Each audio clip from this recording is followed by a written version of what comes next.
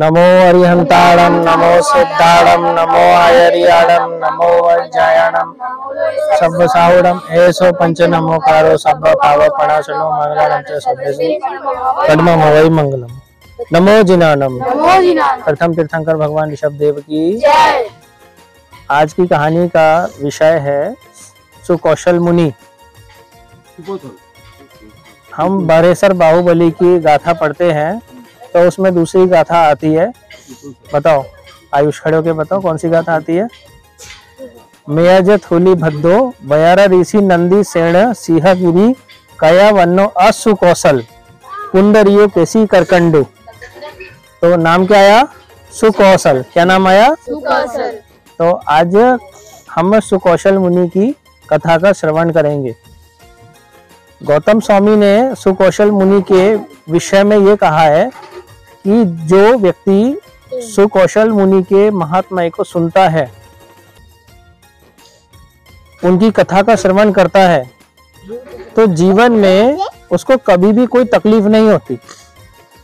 उसका जीवन उपसर्ग रहित होकर के सुखपूर्वक व्यतीत होता है, जो सुकौशल मुनि की कथा का श्रवण करता है।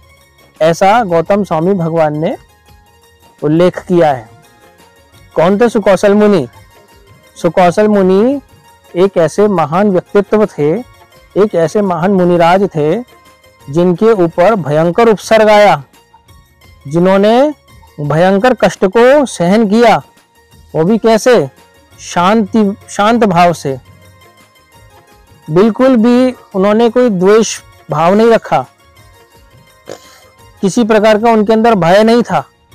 जब उनके ऊपर कष्ट आया तो वो अपने स्थान पर मेरू पर्वत की तरह अचल और स्थिर बने रहे, डर के नहीं भागे, और शांत भाव से उन्होंने उस कष्ट को सहन किया और अंतकृत केवली बने और सिद्ध दशा को प्राप्त हुए। ऐसे थे सुकौशल मुनि। तो भारत देश की एक नगरी थी, उसका नाम था कौशल देश। कौशल देश में एक राजा थे, इक्ष्वाकु वंशीय, उनका नाम था कीर्तिधर राजा। उनकी राजधानी थी अयोध्या नगरी। कौशल देश के वो महाराज थे, उनकी राजधानी थी अयोध्या नगरी। एक बार वो महल के झरोके पर बैठे हुए थे तो उन्होंने देखा कि सूर्य ग्रहण हो रहा है। सूर्य ग्रहण को देख करके उनके मन में विचार आया, सूर्य ग्रहण, उनके मन में ऐसा विचार आया, ये सूर्य जो अंधकार को मिटा देता है, वो सूर्य जो चंद्रमंडल की कांति को हीन बना देता है, वो तेजस्वी सूर्य है, जो कमल के सरोवर, जो कमल के वन को खिला देता है, और आज उस सूरज को ग्रहण लग गया। कर्म की क्या स्थिति है? जिस व्यक्ति के जीवन में चाहे पुण्य कर्म आए या पाप कर्म आए, उसको भोगना पड़ता है। तो सूर्य को भी ये ग्रहण लग गया, इसको भी ग्रहण भोगना पड़ेगा। उसी तरीके से ये जो हमने शरीर धारण किया है ना, ये शरीर ऐसा नहीं कि चिरस्थायी है। ये जो यौवन है ना, युवा अवस्था प्राप्त होती है, ये युवा अवस्था रूपी सूर्य को एक दिन जरा रूपी यानी बुढ़ापा रूपी ग्रहण लग जाता है। यानी कोई व्यक्ति अगर जवान है तो एक दिन वो बुढ़ापा की दहलीज पर जरूर जाएगा। कोई ये नहीं समझेगा कि मैं हमेशा चिरस्थायी रूप से जवान रहूंगा, बुढ़ापा आएगा ही आएगा।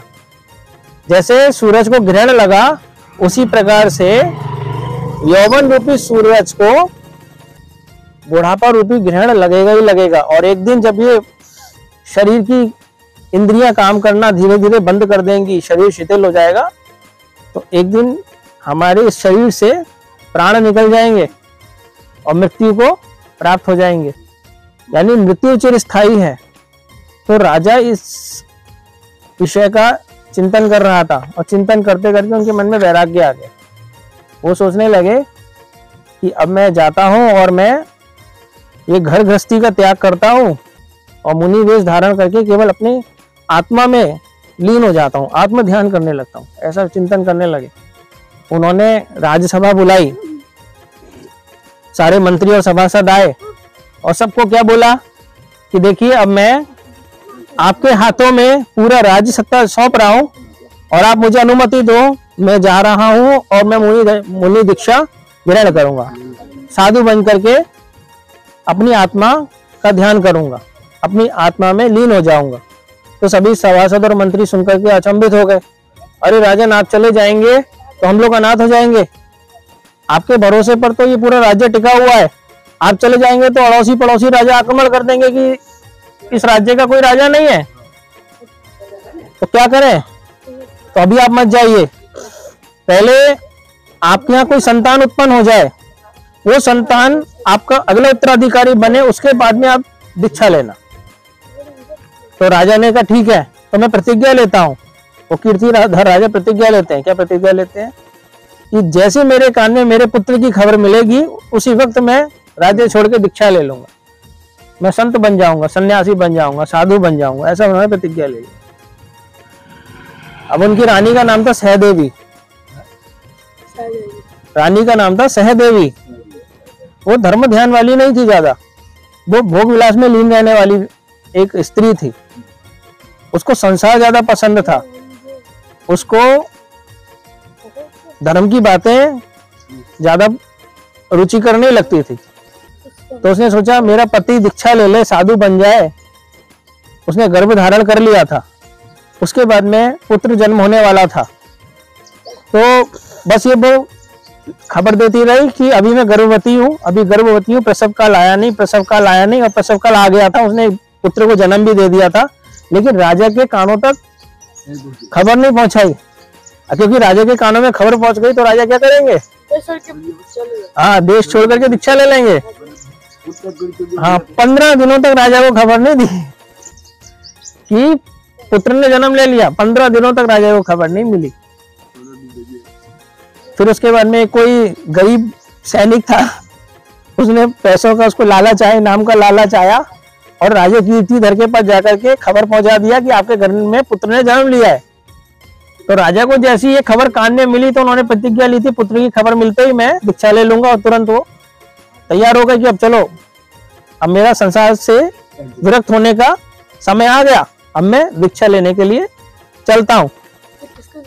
दीक्षा का मतलब होता है संत बन जाना, साधु बन जाना, घर गृहस्थी को छोड़ देना, जंगलों में एकाकी विचरण करना, अपनी आत्मा का ध्यान करना। ठीक है ना। साधु के जब हम आपको क्रियाएं और नियम पढ़ाएंगे ना, तब पता लगेगा कि साधु किस अवस्था में रहते हैं, कैसे रहते हैं। हमारी तरह नहीं रहते हैं साधु कि मौज शौक करते हैं, मजाक मस्ती करते हैं, जब चाहे कहीं घूमते हैं। बहुत नियम कानून हो जाते हैं साधु बनने के बाद, समझे। खेला कूदा सब बंद हो जाएगा। चलो, फिर उसके बाद में क्या हुआ, राजा अभी छोटा बालक था, नवजात शिशु था।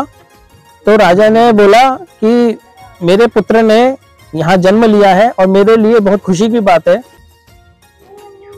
मैं पूरे राज्य में एक पुत्र जन्म पर बहुत बड़ा महोत्सव मनाता हूँ।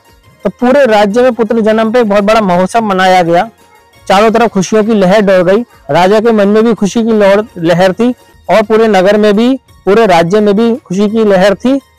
कौशल देश में जन्म लेने के कारण से पुत्र का नाम सुकौशल पड़ा। क्या पड़ा? कौशल देश में जन्म लेने से नाम क्या पड़ा? सुकौशल उनका नाम रखा गया।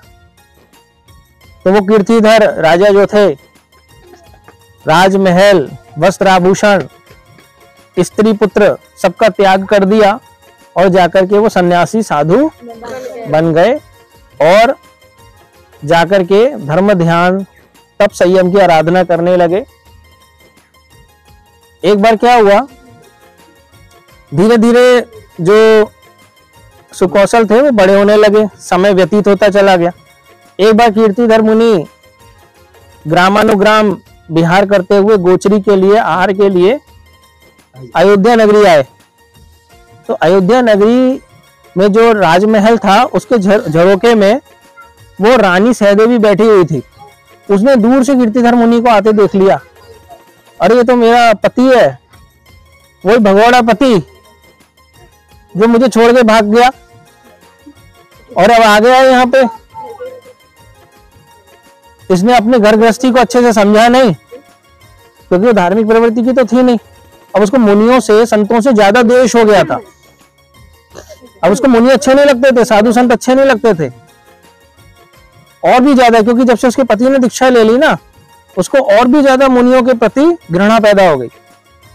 तो उसने अपने सिपाहियों को आदेश दिया, महल के आजू बाजू भी इर्द गिर्द ये साधु संत दिखाई नहीं देने चाहिए, जितने भी जैन संत हैं, साधु संत हैं, उनको नगर से बाहर कर दो, धक्के मार के निकाल दो सबको, एक भी अंदर नहीं आना चाहिए। मेरे बेटे को दिखना भी नहीं चाहिए कोई जैन संत। अगर दिख गए इनको तो मेरा बेटा भी इनकी तरह दीक्षा ले लेगा और चला जाएगा। इकलौता बेटा है मेरा सुकौशल, बेटे की तरफ नजर नहीं आना है, समझिए। तो सैनिकों ने क्या किया, सारे जैन मुनियों को अयोध्या नगरी से बाहर निकाल दिया। निकलो यहां से बाहर, रानी का आदेश है, निकलना है सबको बाहर, सबको बाहर निकाल दिया। तो वहां पे एक धाई माँ थी जिसने सुकौशल को पाला था। जब उसने ये समाचार सुना और अपनी आंखों से प्रत्यक्ष देखा कि कीर्तिधर मुनि को नगर से बाहर निकाल दिया, जिस देश के राजा थे वो आज मुनि बने और उनकी पत्नी ने ही उनको नगर से बाहर निकाल दिया, वो बसंतमाला रोने लगी, वो सोचने लगी राजा का मेरे ऊपर उपकार था और मेरे उपकारी राजा को इस तरीके से बेइज्जती करके नगर से बाहर निकाल दिया। वो रो रही थी। रोते देख करके सुकौशल राजकुमार आए और बोले, माता आपको क्या तकलीफ है? आपका किसी ने अपकार किया है? अगर आपको किसी ने सताया है, आपको किसी ने कष्ट दिया, उसका नाम बताइए, मैं उसको सजा दिलवाऊंगा। तो वो धायमा बोली, किसी ने अपकार तो नहीं किया, लेकिन तुम्हारे पिता मुनि यहाँ पर आए थे, कीर्तिधर मुनि, तुम्हारी माता ने उनको नगर से बाहर निकलवा दिया। जब उसने बात सुनी कि मेरे पिता मुनि यहाँ पर आए थे, अरे मैं धन्य हो जाता अगर मैं अपने पिता मुनि के दर्शन करता, अपने पिताजी के दर्शन करता, वो मुनिराज के दर्शन करता, साधु महाराज के दर्शन करता, तो मैं धन्य हो जाता। कहाँ है वो? तुरंत नंगे पैर, बिना जूते चप्पल पहने, ऊपर से तुरंत नीचे उतरे और चलो मैं अपने पिताजी के दर्शन करूंगा, अपने पिता मुनि के दर्शन करूंगा, मुझे ले चलो। और नगर से बाहर जंगल था, उस जंगल में जाकर के वो ध्यान में थे और अपने वो पिता मुनि के दर्शन करते हैं। ये मेरे पिताजी थे और आज वो एक जैन साधु बने, धन्य हो गया मैं आपके दर्शन करने के बाद में। और मैं बड़ा दुखी हूं कि मेरी माता ने आपको बेइज्जती करके नगर से बाहर निकाल दिया। मैं भी उस नगर में नहीं रहना चाहता। आपको देख करके मेरे मन में भी वैराग्य का भाव उमड़ पड़ा है। अब मैं भी अपनी आत्मा का कल्याण करूंगा, आप मुझे अपना शिष्य बना लो। एक बेटा अपने पिता से क्या बोलता है कि मुझे भी आप अपना शिष्य बना लो, मैं भी आपके साथ में दीक्षा लेने को तैयार हूं और आपके मार्ग पर ही चलूंगा। तो उन्होंने भी क्या लिया, सुकौशल कुमार ने दीक्षा ले ली और वो भी संत बन के अपने पिता के साथ में विचरण करने लगे, घूमने लगे। अब वो सहदेवी जो थी माँ बड़ी व्यथित हो गई, व्याकुल हो गई, मेरा पति भी चला गया और मेरा बेटा भी चला गया। उनके वियोग में तड़पने लगी और आर्त ध्यान में तड़प तड़प के ऐसी मरी कि अगले जन्म में वो बाघिन बनी। क्या बनी? टाइगर होते हैं ना, वो लेडी टाइगर होते हैं जो, वो बाघिन बनी। और इधर जो मुनिराज थे, दोनों मुनिराज थे, दोनों साधु भगवंत थे, कीर्तिधर मुनिराज और सुकौशल मुनिराज, दोनों के दोनों ग्रामानुग्राम विहार करते, ध्यान करते, तपस्या करते, अपने शरीर को चलाने के लिए आहार लेते, गोचरी करते। ठीक है। तो क्या हुआ, एक दिन वो नगर में, एक दिन वो भ्रमण कर रहे थे। वो एक जंगल से, मतलब एक नगर से दूसरे नगर जाने के लिए जंगल को पार कर रहे थे और उसी जंगल में कौन थी? वो बाघिन। अब वो बाघिन छोटी सी बड़ी हो गई है ना, जैसे ही दोनों मुनिराज को सामने से देखा तो उसके मन में पूर्व जन्म की एकदम से बैर भाव जागृत हो गया। उसके मन में हिंसा के भाव जागृत हो गए कि ऐसे मुनियों को देख करके पता नहीं क्यों मुझे घृणा का भाव आ रहा है, हिंसा का भाव आ रहा है, इनको मैं छोड़ूंगी नहीं, इनको मैं मार दूंगी, ऐसा उस बाघिन के मन में सोच विचार आने लगा। तो जैसे सामने वो बाघिन अपने पंजों को उठाने लगी, दहाड़ने लगी, एकदम उनके ऊपर आक्रमण करने की तैयारी में थी, तभी दोनों मुनिराज, कीर्तिधर मुनिराज और सुकौशल मुनिराज दोनों ध्यान में आ गए और कहने लगे हम अंजल का त्याग करते हैं जब तक ये उपसर्ग हमारे ऊपर से नहीं जाएगा। तो बाघिन उनके ऊपर आक्रमण करने वाली थी, उनको कष्ट पहुंचाने वाली थी, उसको कहते हैं उपसर्ग। क्या कहते हैं? हाँ, इसे कहते हैं उपसर्ग, यानी कष्ट आ जाना, उसको कहते हैं उपसर्ग। वो उपसर्ग आने वाला था जैसे ही, तो उन दोनों मुनिराजों ने ये व्रत धारण कर लिया और बाघिन तुरंत कूद पड़ी किसके ऊपर? सुकौशल मुनि के ऊपर, और सुकौशल मुनि को चीर फाड़ दिया अपने दांतों से, अपने पैने पंजों से चीर फाड़ दिया। रक्त की धारा बह निकली, पूरा सुकौशल मुनि का शरीर लहूलुहान हो गया। सुकौशल मुनि शांत अवस्था में बैठे रहे, वो उनके शरीर को फाड़ती रही, खाती रही, मांस चीरती रही। एकदम से कहते हैं ना कि जानवरों की जो गंध होती है बड़ी तीव्र होती है, तो जैसी गंध उसने सुनी एकदम से उसको ध्यान आया कि अरे ये तो पहले जन्म का मेरा पुत्र है, बेटा है। तुरंत उसके मुख रुक गया, हाथ रुक गए, एकदम वो शांत हो गई कि अरे मैंने क्या कर दिया, मैंने अपने पूर्व जन्म के बेटे की हत्या कर दी। तो कीर्तिधर मुनि उस समय बोले शांत हो जा बाघिन, शांत हो जाओ, तुम पहले जन्म में एक स्त्री थी, लेकिन द्वेष भाव के कारण, आत्र ध्यान के कारण आज तुम त्रियंच गति के प्राणी बनी, बाघिन बनी, और अब तुम इतनी हिंसा पे उतर आई कि तुमने अपने पूर्व जन्म के बेटे की ही हत्या कर दी।